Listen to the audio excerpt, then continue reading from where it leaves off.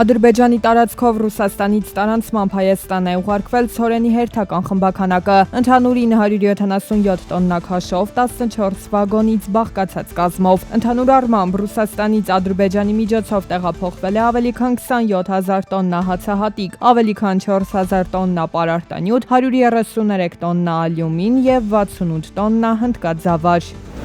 Իրան-Հայաստան բարձրավոլտ 3-րդ էլեկտրահաղորդման գծի շինարարության ավարտի ժամկետները կրկին հետաձգվել են։ Շինարարության մեկնարկը տրվել էր դեռևս 16 տարի առաջ։ Իրանում և ողջ տարածաշրջանում տեղի ունեցող վերջին իրադարձությունների պատճառով իրանական գործընկերների մոտ առաջացել էին որոշակի խնդիրներ, ինչն անդրադարձել է ծրագրի ժամանակացույցի վրա։ Այդուհանդերձ, ըստ տարածքային կառավարման և ենթակառուցվածքների նախարարության, այս պահին իրավիճակը կայունանում է և աշխատանքները մտել են ավելի ինտենսիվ փուլ։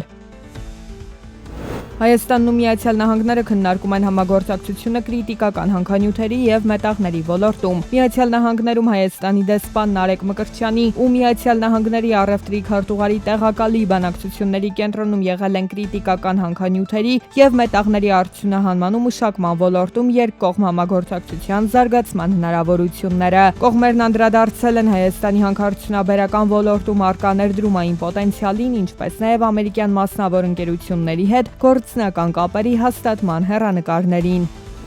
Ապրիլի 1-ից 30-ն ընկած ժամանակահատվածում պետական եկամուտների կոմիտեն 36 դեպքով կազմել է ապօրինի գործունեությամբ զբաղվելու վերաբերյալ արձանագրություններ։ Ապօրինի ձեռնարկատիրական եկամտի չափը կազմել է 193,1 միլիոն դրամ։ Հնարավոր տուգանքի գումարը կազմում է 101,2 միլիոն դրամ։ Պետական եկամուտների կոմիտեն հորդորում է հարկ վճարողներին գործել օրենքի դաշտում, հետևել օրենքի պահանջներին, ստեղծելով կայուն և վստահելի բիզնես։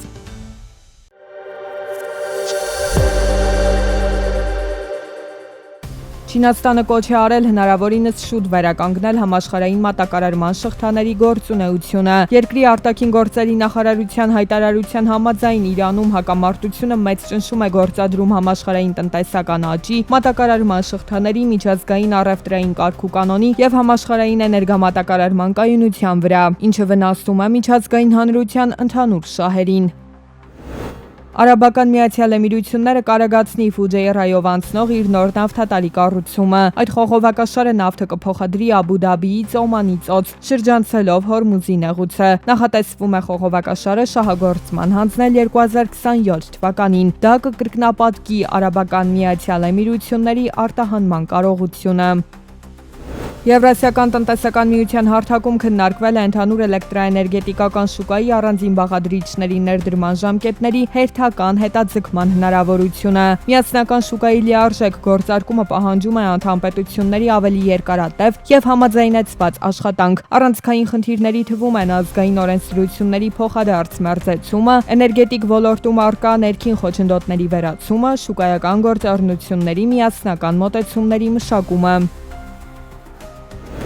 Տեխնոլոգիաների ֆինանսավորման նոր ծրագիրը BRICS երկրներին տարեկան կարող է բերել 2.7 տրիլիոն դոլար։ Նոր մոդելին անցումը ստեղծում է տարեկան 406.5 միլիարդ դոլարի լրացուցիչ շուկա, գիտահետազոտական և փորձարարակոնստրուկտորական աշխատանքներ և վենչուրային ֆինանսավորում։ Ընդ որում, այդ գումարի առնվազն 65%-ը պետք է ստացվի մասնավոր աղբյուրներից։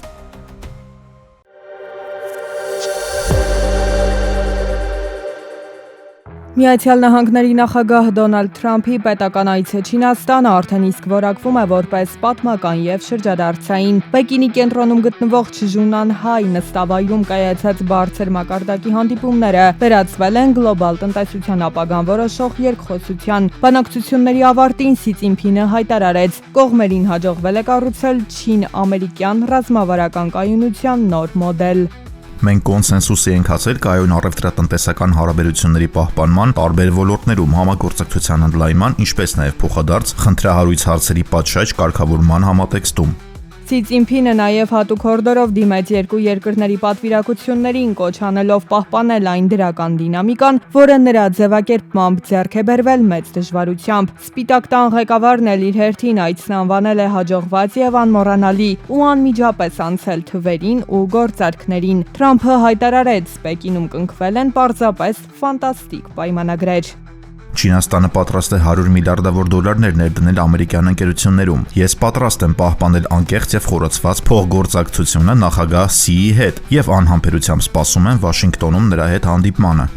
Այս այցի առանձնահատկություններից մեկն այն էր, որ Թրամփին Պեկինում ուղեկցում էր ամերիկյան բիզնես էլիտայի կազմը։ Ամերիկյան պատվիրակության կազմում գտնվող տեխնոլոգիական ղեկավարները նույնպես փաստել էին բանակցությունների աննախադեպ հաջողության մասին, հանդիպումները բնորոշելով որպես հիանալի եւ հոյակապ։ Այցից առաջ Դոնալդ Թրամփը խոստացել էր Սի Ցինփինի առաջ առաջնահերթ դնել չինական շուկան ամերիկյան ընկերությունների համար բացելու հարցը։ Դատելով առաջին արձագանքներից ամերիկյան բիզնեսի մուտքը Չինաստան ստանում է նոր աննախադեպ թափ, իսկ երկու երկրների հարաբերությունները խորքային ճգնաժամից անցում են կատարում դեպի պրագմատիկ տնտեսական գործընկերություն։